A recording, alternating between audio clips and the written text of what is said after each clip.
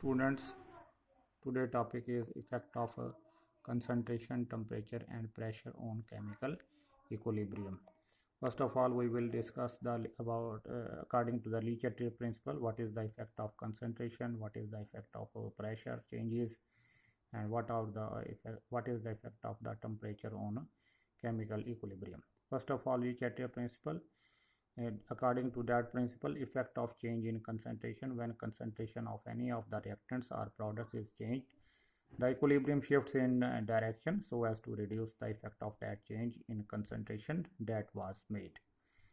First of all, if addition of an inert gas increases the total pressure, but the partial pressure of the reactants and products are not changed. So the addition of an inert gas has no effect on position of the equilibrium. If then the change in concentration of the reactants or products can be affected by the addition or removal of that species. Let us consider a general reaction. A plus B, both are the reactants, can react chemically to form the product C. When a reactant A is added more at equilibrium position, its concentration is increased and the forward reaction alone occurs momentarily. According to Le principle, a new equilibrium will be achieved so as to reduce the concentration of A. Thus, the addition of A causes the equilibrium shift to the right. So, this increase in concentration of the product C.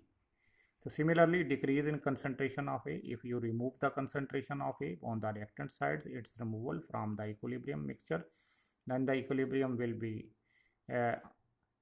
undone by shift to equilibrium position to the left. So this reduces the concentration of the product C. Similarly, effect of change in pressure. According to the Le principle, may be stated as when pressure is increased on a gaseous equilibrium reaction in which the all reactants and products are in the gaseous states, the equilibrium will shift in a direction which tends to decrease the pressure. If the forward reaction proceeds by the reduction of the molecules, it will be accompanied by the decrease of the pressure of the system and vice versa.